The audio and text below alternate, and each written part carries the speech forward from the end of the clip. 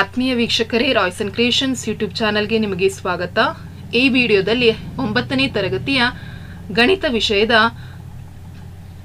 ಶೀರ್ಷಿಕೆ 1ರಲ್ಲಿ ಬರುವಂತಹ ಕಲಿಕಾ ಫಲ 1B ಯಲ್ಲಿ ಬರುವ ಎಲ್ಲ ಲೆಕ್ಕಗಳನ್ನು ನಾನು ನಿಮ್ಮ ಜೊತೆ ಡಿಸ್ಕಷನ್ ಮಾಡ್ತೀನಿ. ಈಗ ಆಲ್ರೆಡಿ 1A ನ ಕಲಿಕಾ ಫಲ 1A ನ ಕಂಪ್ಲೀಟ್ ಮಾಡಿದ್ದೀನಿ. ಸೊ ಇದರಲ್ಲಿ ಬರುವಂಥದ್ದು ಕಲಿಕಾ ಫಲ 1B. ಯಾರೆಲ್ಲ ಮೊದಲ ಬಾರಿ ನೋಡ್ತಾ ಇದ್ದೀರಾ ಸಬ್ಸ್ಕ್ರೈಬ್ ಮಾಡಿ ಹಾಗೂ ನಿಮ್ಮ ಫ್ರೆಂಡ್ಸಿಗೆ ಶೇರ್ ಮಾಡಿ. ಸೊ ನಂತರ ನಾವು 1B ನಲ್ಲಿ ಬರುವಂತಹ ಪ್ರಶ್ನೆಗಳನ್ನು ನೋಡೋಣ ಬನ್ನಿ. ಸೊ ಇಲ್ಲಿ ನಮಗೆ ಒಂದು ಪ್ರಶ್ನೆ ಕೊಟ್ಟಿದ್ದಾರೆ. ಸೊ ಇಲ್ಲಿ √8 ಅನ್ನ ಸಂಖ್ಯಾ ರೇಖೆ ಮೇಲೆ ಪ್ರತಿನಿಧಿಸಿದ್ದಾರೆ. ಸೊ ಅದರಲ್ಲಿ ನಮ್ಗೆ ಇಲ್ಲಿ ಪೈಥಾಗೊರಸ್ನ ಪ್ರಕಾರ ಅದರ AC ಕಂಡುಹಿಡಿಯಬೇಕು. ಸೊ AC² = AB² + BC² ಇದು ಪೈಥಾಗೊರಸ್ನ ಹೇಳಿಕೆ. ಸೊ 2² + 2² ಆಗುತ್ತೆ 2 4 ಪ್ಲಸ್ 4 ಆಗುತ್ತೆ 8 ಆಗುತ್ತೆ √8 ಆಗುತ್ತೆ. ಸೊ √8 ಅನ್ನು ನಾವು 4 8 ಬರೀಬಹುದು. ಸೊ ACನೇ ಕೇಳಿರೋದ್ನ 2√2 ಮಾನಗಳಾಗುತ್ತೆ. ನೆಕ್ಸ್ಟ್ √10 ಅನ್ನ ಸಂಖ್ಯಾ ರೇಖೆ ಮೇಲೆ ಗುರುತಿಸಿ ಅಂತ ಹೇಳಿ ಕೇಳಿದ್ದಾರೆ. ಸೊ ನೀವು ಫಸ್ಟ್ ಸ್ಕೇಲಲ್ಲಿ ಮಾರ್ಕ್ ಮಾಡ್ಕೊಳ್ಳಿ. ಸೊ ಎಲ್ಲ ಯೂನಿಟ್ಸ್ ಕರೆಕ್ಟ್ ಆಗಿರಬೇಕು. 1 2 3 4 5 ಅದೇ ರೀತಿ ಕಡೆ -1 -2 ಸಾಕು. ಸೊ ನಾನಿಲ್ಲಿ ಏನು OAB. ಸೊ ಏನಾಗಿದೆ ಏನಾಗಿದೆ 3 ಸೆಂಟಿಮೀಟರ್, OB 3 ಸೆಂಟಿಮೀಟರ್ ಆಗಿರ್ತದೆ, 1 ಸೆಂಟಿಮೀಟರ್ ಆಗಿರ್ತದೆ. ಸೊ ಇದನ್ನು ನೀವು ಡ್ರಾ ಮಾಡಿದ್ರೆ ವಿಲ್ ಗೆಟ್ 3.18. ಸೊ ನೀವು ಆಮೇಲೆ ಇದನ್ನ ಝೀರೋವನ್ನು ನೀವು ಇದನ್ನ ಸೆಂಟರ್ ಆಗಿ ತೆಗೆದುಕೊಂಡು 3.16 ಸರ್ಕಲ್ ಅನ್ನ ನೀವು ಎಳೆದ್ರೆ ನಿಮಗೆ √10 ಅನ್ನ ಈಸಿಯಾಗಿ ಬಿಡಿಸ್ಬೋದು. So OB² = OA² + AB². So 3² + 1² = 9 + 1 ಆಗುತ್ತೆ. ಸೊ ದಟ್ ಮೀನ್ಸ್ 10 ಆಯಿತು. OB ಬರೀ OBನೇ ಕಂಡುಹಿಡಿಬೇಕು ಅಂದರೆ OB = √10 ದಟ್ ಈಸ್ = 3.16 ಆಗುತ್ತೆ. ಸೊ ಇಲ್ಲಿ ನೋಡಿ ಇಲ್ಲೊಂದು ಪ್ರಶ್ನೆ ಕೇಳಿದ್ರೆ ಒಂದು ಭಾಗಲಬ್ಧ ಸಂಖ್ಯೆ ಆದರೆ 5ರ ವರ್ಗಮೂಲ.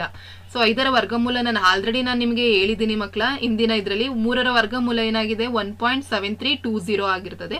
ಸೊ 1.7320 ಆಗಿದ್ರೆ ಸೊ ಅದು ಒಂದು ಏನಾಗಿರ್ತದೆ ಹೇಳಿ ಅಭಾಗಲಬ್ಧ ಸಂಖ್ಯೆ ಆಗಿರ್ತದೆ. ಒಂದು ಭಾಗಲಬ್ಧ ಸಂಖ್ಯೆ ಆದರೆ 5ರ ಘನಮೂಲ ಅದು ಸಹ ಒಂದು ಅಭಾಗಲಬ್ಧ ಸಂಖ್ಯೆನೇ ಆಗಿರ್ತದೆ. ಅರ್ಥ ಆಗ್ತಾ ಇದೆಯಾ? ಹಾಗಾಗಿ ಭಾಗಲಬ್ಧ ಸಂಖ್ಯೆಯ ಯಾವುದೇ ಅಭಾಗಲಬ್ಧ ಮೂಲವನ್ನು ನಾವು ಕರಣಿಗಳು ಅಂತ ಹೇಳಿ ನಾವು ಕರಿತೀವಿ. ಸೊ ಇಲ್ಲಿ ನಿಮಗೆ ಕರಣಿ ಮತ್ತೆ ಕರಣಿಯ ಕ್ರಮ ಗೊತ್ತಿರ್ಬೇಕು. ಇಲ್ಲಿ √3 ಅಂತ ತೆಗೆದುಕೊಂಡ್ರೆ ರೂಟ್ ಅನ್ನೋದು ಕರಣಿಯ ಕ್ರಮ ಆಗಿರುತ್ತೆ, ಒಳಗಡೆ ಇರೋ ನಂಬರ್ ಏನಾಗಿರುತ್ತೆ ಅದು ಕರಣಿಯ ಕ್ರಮ ಆಗಿರ್ತದೆ. ಅರ್ಥ ಆಗ್ತಾ ಇದೆಯಾ? ಸೊ ಇಲ್ಲಿ ನಿಮಗೆ ಕೇಳಿದರೆ ಕರಣಿಯ ಯಾವುದು, ಕರಣಿಯ ಕ್ರಮ. ಸೊ ಇಲ್ಲಿ ನೋಡಿ 6 ಅನ್ನೋದು ಕರಣಿಯ ಕ್ರಮ ಯಾವುದು, ಕ್ಯೂಬ್ ರೂಟ್ ಏನು ರೂಟ್ಸ್ ಇರ್ತದಲ್ಲ ಅದು ಕರಣಿಯ ಕ್ರಮ ಆಗಿರ್ತದೆ. ಸೊ ಅದೇ ರೀತಿ ಇಲ್ಲಿ 12 ಕರಣೀಯ, 2 ಕರಣಿಯ ಕ್ರಮ, 4 ಕರಣೀಯ, 5 ಕರಣಿಯ ಕ್ರಮ, X ಅನ್ನೋದು ಕರಣೀಯ, N ಅನ್ನೋದು ಕರಣೀಯ ಕ್ರಮ ಆಗಿರ್ತದೆ. ನೆಕ್ಸ್ಟ್ ಕರಣಿಗಳ ಹ್ರಸ್ವೀಕರಣ. ಸೊ √50 ಅನ್ನು ನಾವು ಹ್ರಸ್ವೀಕರಣಗೊಳಿಸೋದನ್ನು ಅವ್ರು ಕೊಟ್ಟಿದ್ದಾರೆ. ಸೊ ನಂತರ ನಾವೇನು ಮಾಡಬೇಕು, √48 ಅನ್ನು ಯಾವ ರೀತಿ ಮಾಡೋದು, ಸೇಮ್ ಆಸ್ ಇಟ್ ಈಸ್ ಅವ್ರು ಮಾದರಿ ಕೊಟ್ಟಿದ್ದಾರಲ್ಲ ಆ ರೀತಿ ಮಾಡ್ಕೊಂಡು ಹೋದ್ರೆ ಆಗುತ್ತೆ. ಸೊ 48 ಜಸ್ಟ್ ಫಸ್ಟ್ 48 ಅನ್ನು ನಾವು 2 × 2 × 2 × 2 × 3 ಅಂತ ಬರ್ಕೋಬಹುದು. So 2 how many times is there, 2² × 2² × 3. ಹಾಗಾಗಿ √48 = √2² × 2² × 3 ಆಗುತ್ತೆ. ಸೊ ಹಾಗಾಗಿ ಸ್ಕ್ವೇರ್ ಕ್ಯಾನ್ಸಲ್ ಆಯಿತು ಅಂದರೆ 2 2s 4 ಆಗುತ್ತೆ, 4√3. ಹಾಗಾಗಿ √48 ಅನ್ನು ನಾವು 4√3 ಅಂತ ಹೇಳಿ ಬರಿಬಹುದು.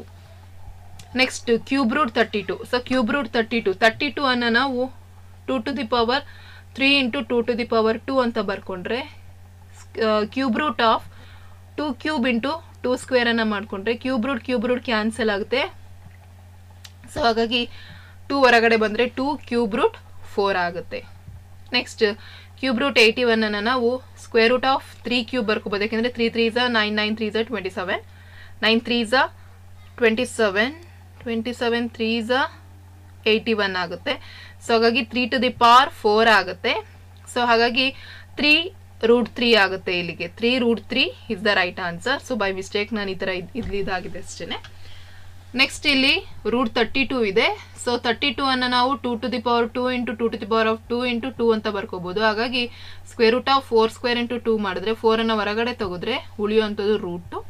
ಅದೇ ರೀತಿ 128 ಅನ್ನು √128 ಅನ್ನು ಮಾಡಿ ನಾನು ಇಲ್ಲಿ ಮಾಡಿ ಆನ್ಸರನ್ನು ಕೊಟ್ಟಿದ್ದೇನೆ. ನೆಕ್ಸ್ಟ್ ನಿಮಗೆ ಸಜಾತಿಯ ಕರಣಿ ಮತ್ತೆ ವಿಜಾತಿಯ ಕರಣಿ ಅಂದ್ರೆ ಗೊತ್ತಾಗುತ್ತೆ ಏನಂತ. ಸೊ ಇಲ್ಲೊಂದಷ್ಟು ಸಂಖ್ಯೆಗಳನ್ನು ಕೊಟ್ಟಿದ್ದಾರೆ ನಿಮಗೆ. ಈ ಕರಣಿಗಳನ್ನ ನೋಡ್ಬಿಟ್ಟು ನಿಮಗೆ ಯಾವುದು ಸಜಾತಿಯ ಕರಣಿ ಯಾವುದು ವಿಜಾತಿಯ ಕರಣಿ ಗೊತ್ತಾಗಬೇಕು. ಸೊ ಅಲ್ಲಿ ಕೊಟ್ಟಿರೋದ್ರಲ್ಲಿ ಸಜಾತಿಯ ಕರಣಿಗಳು ಅಂತ ಹೇಳಿದ್ರೆ ರೂಟು ಸಹ ಸೇಮ್ ಇರಬೇಕು, ಆ ಸಂಖ್ಯೆನೂ ಸಹ ಸೇಮ್ ಇರಬೇಕು. ಇಲ್ಲಿ ಉದಾಹರಣೆ ಕೊಟ್ಟಿದ್ದಾರೆ ನೋಡಿ, cube root 4, square root of 3, square root of 3, 1/2 into square root of 3. So ಕರಣಿಯ ಕ್ರಮನೂ ಸೇಮ್ ಇದೆ, ಕರಣಿನೂ ಸಹ ಸೇಮ್ ಇದೆ. ಸೊ ಇಲ್ಲಿ ನೋಡಿ root 2, -2 root 2, 5 root 2, 7 root 2, root 18. Root 18 ಅಂದರೆ 9 2s 18 ಆಗುತ್ತೆ. 3 ಹೊರಗಡೆ ಬಂದರೆ 3 ರೂಟ್ 2 ಆಗುತ್ತೆ. ಹಾಗಾಗಿ ರೂಟ್ 18 ಬರುತ್ತೆ, ರೂಟ್ 15 ಬರುತ್ತೆ. ಸೊ ಇವೆಲ್ಲ ಒಂದು ಗ್ರೂಪ್ ಆಗುತ್ತೆ. Cube root 3, square root 3, square root 12. Square root 12 ನಾವು 4 3s 12 ಅಂತ ಬರೆದ್ರೆ ಸ್ಕ್ವೇರ್ ರೂಟ್ ಒಳಗಡೆ 3 ಬೆಳೆಯುತ್ತೆ. ಹಾಗಾಗಿ square root 12, square root 27, square root 48, square root 75 ಇದಿಷ್ಟು ಒಂದು ಗ್ರೂಪು. -3 ರೂಟ್ 6, ರೂಟ್ 24, 5 ರೂಟ್ 6 ಇದು ಒಂದು ಗ್ರೂಪು. ರೂಟ್ 7, 8 ರೂಟ್ 7 ಇದು ಒಂದು ಗ್ರೂಪು. 4 ರೂಟ್ 5, ರೂಟ್ 5 ಇದು ಒಂದು ಗ್ರೂಪ್. ಈ ರೀತಿ ನೀವು ಗ್ರೂಪ್ ಮಾಡಿ ಕರೆಕ್ಟಾಗಿ ಬರಿಬೇಕು. ನೆಕ್ಸ್ಟ್ ನಿಮಗೆ ತಿಳಿದಿರುವಂತಹ ವಿಜಾತಿಯ ಕರಣಿಗಳ 6 ಜೊತೆಗಳನ್ನ ಕೇಳಿದರೆ ಯಾವುದು ಬೇಕಾದರೂ ಬರಿಬೋದು. ಸೊ ವಿಜಾತಿಯ ಕರಣಿ ಅಂತ ಹೇಳಿದ್ರೆ ಕರಣಿಯನೂ ಬೇರೆ ಇರುತ್ತೆ, ಕರಣಿಯ ಕ್ರಮನೂ ಬೇರೆ ಇರುತ್ತೆ. ನೀವು ಯಾವುದು ಬೇಕಾದರೂ ಬರಿಬೋದು. ನಾನಿಲ್ಲಿ ನಿಮಗೆ 6 ಜೊತೆ ಕೊಟ್ಟಿದ್ದೀನಿ. ಸೊ ಇದನ್ನೇ ಬರಿಬೇಕು ಅಂತಲ್ಲ, you can write your own. ನಿಮ್ಗೆ ಯಾವುದು ಬೇಕನ್ಸುತ್ತೆ ಅದನ್ನು ನೀವು ಬರೆದು ಪ್ರಾಕ್ಟೀಸ್ ಮಾಡಿ. ನೆಕ್ಸ್ಟ್ ಕರಣಿಯ ಸಂಕಲನ ಮತ್ತು ವ್ಯವಕಲನ ಕೇಳಿದ್ದಾರೆ. ಸೊ ಇಲ್ಲಿ ನೋಡಿ 8 root 2 plus 6 root 5 plus 2 root 5 plus 12 root 5. So ಇಲ್ಲಿ ಕರಣೀಯಗಳನ್ನು ನೋಡ್ಕೊಳ್ಳಿ. ಇಲ್ಲಿ 5 ಇದೆ, ಇಲ್ಲೂ 5 ಇದೆ. ಸೊ ಇದರ ಕೋಎಫಿಷಿಯಂಟನ್ನು ಆ್ಯಡ್ ಮಾಡ್ಬೋದು. ಹಾಗಾಗಿ 8 ಪ್ಲಸ್ 12 ರೂಟ್ 2, 6 ಪ್ಲಸ್ 2 ರೂಟ್ 5 ಆಗುತ್ತೆ. ಸೊ 20 ರೂಟ್ 2 ಪ್ಲಸ್ 8 ರೂಟ್ 5 ಆಗುತ್ತೆ. ಅದೇ ರೀತಿ ಇಲ್ಲಿ ಕಳಿಲಿಕ್ಕೆ ಕೊಟ್ಟಿದ್ದಾರೆ. Root 48 plus root 128 minus root 27 plus root 98. So 48 ನಾವು 4 ರೂಟ್ 3 ಬರಿಬೋದು. 128 8 ರೂಟ್ 2 ಬರಿಬೋದು. -3 ರೂಟ್ 3 ಬರ್ಕೋಬಹುದು. -7 ರೂಟ್ 2 ಬರಿಬೋದು. ಹಾಗಾಗಿ 3 ಇರೋನ ಒಟ್ಟಿಗೆ ತಗೊಳ್ಳಿ, 2 ಇರೋನ ಒಟ್ಟಿಗೆ ತಗೊಳ್ಳಿ. 4 root 3 -3 root 3 plus 8 root 2 -7 root 2 ಆಗುತ್ತೆ. ಸೊ ಹಾಗಾಗಿ ರೂಟ್ 3 ಪ್ಲಸ್ ರೂಟ್ 2 ಆಗುತ್ತೆ. ಸೊ ಇದಿಷ್ಟನ್ನು ಆ್ಯಡ್ ಮಾಡಿ ಇಷ್ಟು ಬರುತ್ತೆ. ಅರ್ಥ ಆಗಿದೆಯಲ್ಲ? ಅದೇ ರೀತಿ ನೆಕ್ಸ್ಟ್ ನಿಮಗೆ ಮಲ್ಟಿಪ್ಲಿಕೇಶನನ್ನು ಕೊಟ್ಟಿದ್ದಾರೆ ನೋಡಿ ಇಲ್ಲಿ. ಸೊ ಕರಣೀಯ ರೂಪ ಮತ್ತು ಅಕರಣೀಕಾರಕ ಅಂತೇಳಿ ಕೊಟ್ಟಿದ್ದಾರೆ. So root X. ಸೊ ಇದನ್ನು ಮಾಡಿದ್ರೆ ರೂಟ್ ಎಕ್ಸ್ ಹೋಲ್ ಸ್ಕ್ವೇರ್ ಆಗುತ್ತೆ. ಸ್ಕ್ವೇರ್ ಕ್ಯಾನ್ಸಲ್ ಆದರೆ ಗುಣಲಬ್ಧ ಎಕ್ಸ್ ಬರುತ್ತೆ. ಅದೇ ರೀತಿ ಇಲ್ಲಿ A root X into root ಎಕ್ಸನ್ನು ಮಾಡಿದರೆ A root X into X ಏನಾಗುತ್ತೆ, ಎಕ್ಸ್ ಸ್ಕ್ವೇರ್ ಎಕ್ಸ್ ಕ್ಯಾನ್ಸಲ್ ಆಗಿ ಎ ಎಕ್ಸ್ ಆಗುತ್ತೆ. ಸೊ ಅದೇ ರೀತಿ ಇವೆರಡನ್ನು ತೆಗೆದುಕೊಂಡ್ರೆ root of X plus Y whole square cancel ಆಗಿ ಎಕ್ಸ್ ಪ್ಲಸ್ ವೈ ಬರುತ್ತೆ. ಅದೇ ರೀತಿ ಇಲ್ಲಿ ಎ ಮೈನಸ್ ಬಿ ಆಗುತ್ತೆ. ಸೊ ಇಲ್ಲಿಗೆ ಬಂದರೆ A square X minus B square Y ಆಗುತ್ತೆ. ಸೊ ನಾನಿಲ್ಲಿ ಆಲ್ರೆಡಿ ಮಾಡಿದ್ದೀನಿ ಮಕ್ಕಳ. ನಿಮಗೊಂದಿಷ್ಟು ಎಕ್ಸಾಂಪಲ್ಸನ್ನು ಕೊಟ್ಟಿರ್ತಾರೆ, ಅದನ್ನು ನೋಡ್ಕೊಳ್ಳಿ. ನಾನಿಲ್ಲಿ ಮಾಡಿದ್ದೀನಿ, ಈಸಿಯಾಗಿ ಅರ್ಥ ಆಗುತ್ತೆ. ನೆಕ್ಸ್ಟ್ ನಿಮಗೆ ಘಾತಾಂಕ ನಿಯಮವನ್ನು ಅನ್ವಯಿಸಿ ಮಾಡಲಿಕ್ಕೆ ಕೊಟ್ಟಿದ್ದಾರೆ. ಸೊ ಇಲ್ಲಿ ಪ್ಯಾಟ್ರನ್ ಕೊಟ್ಟಿದ್ದಾರೆ, ಅದೇ ರೀತಿ ಈ ಲೆಕ್ಕವನ್ನು ಬಿಡಿಸ್ಬೇಕು. 37 1/5 ಪ್ಲಸ್ 27 1/3 ಪ್ಲಸ್ 64 2/3. ಸೊ 32 ಅನ್ನು ನಾವು 2 to the power 5 ಬರ್ಕೋಬಹುದು. ಹೌದಾ? 2 ಘಾತ 5 ಇಂಟು 1 ಘಾತ 1/5. 27ನ 3 ಘಾತ 3 ಇಂಟು 1/3. 64ನ 4 ಘಾತ 3 ಬರ್ಕೊಂಡ್ರೆ 3 ಕ್ಯಾನ್ಸಲ್, ಇಲ್ಲೂ 3 ಕ್ಯಾನ್ಸಲ್, 5 ಕ್ಯಾನ್ಸಲ್. 2 ಘಾತ 1 ಇಂಟು 3 ಘಾತ 1 ಇಂಟು 4 ಘಾತ 2 ಅಷ್ಟನ್ನು ಗುಣಿಸಿದ್ರೆ 96 ಬರುತ್ತೆ. ನೆಕ್ಸ್ಟ್ ರೂಟ್ 5 ಅನ್ನು ಸಂಖ್ಯಾ ರೇಖೆಯ ಮೇಲೆ ಗುರುತಿಸಲು ಸಾಧ್ಯವೇ? ಹಾಗಾದರೆ ಅದಕ್ಕೆ ಸಂಬಂಧಿಸಿದ ಅಳತೆಯುಳ್ಳ ತ್ರಿಜ್ಯವನ್ನು ಬಾಹುಗಳ ಅಳತೆಗಳೊಂದಿಗೆ ಚಿತ್ರಿಸಿ ಕೇಳಿದ್ದಾರೆ. ಸೊ ಅದರ ಚಿತ್ರವನ್ನು ನಾನು ನಿಮಗಿಲ್ಲಿ ಕೊಟ್ಟಿದ್ದೀನಿ, ಯಾವ ರೀತಿ ಬಿಡಿಸೋದು ಅಂತ. ಮತ್ತು ಬಾಹುಗಳ ಅಳತೆಗಳು ಸಹ ಗೊತ್ತಿದೆ. ಸೊ ಇದೇ ರೀತಿ ನೀವು ಕನ್ಸ್ಟ್ರಕ್ಷನನ್ನು ಮಾಡಬೇಕು. ನೆಕ್ಸ್ಟ್ ಎರಡನೇದು ರೂಟ್ 3 ಮತ್ತು ರೂಟ್ 2 ಮಾನ ಹೊಂದಿರುವ ಲಂಬಕೋನ ತ್ರಿಭುಜದಿಂದ ರೂಟ್ 6 ಒಂದೇ ಹಂತದಲ್ಲಿ ಪಡೆಯಲು ಸಾಧ್ಯವೇ ಪರೀಕ್ಷಿಸಿ ಕೇಳಿದರೆ. ಸೊ ಇದನ್ನು ನೀವೇ ಸಾರ್ಟ್ ಔಟ್ ಮಾಡಿ. ಮೂರನೇ ಪ್ರಶ್ನೆ ರೂಟ್ 5 ಅಕರ್ಣೀಕಾರಕ. ಸೊ ಇದರ ಅಕರ್ಣೀಕಾರಕ ರೂಟ್ 5 ಆಗಿರುತ್ತೆ. Option A is the right answer. Root 2 root 3 ಅನ್ನು ಅಕರ್ಣೀಕರಿಸಿದಾಗ ದೊರೆಯುವಂತಹದ್ದೇನು? ಸೊ ದೊರೆಯುವಂತಹದ್ದು ನಮಗೆ 6 ಆಗಿರುತ್ತೆ. ಹಾಗಾಗಿ option B is the right answer.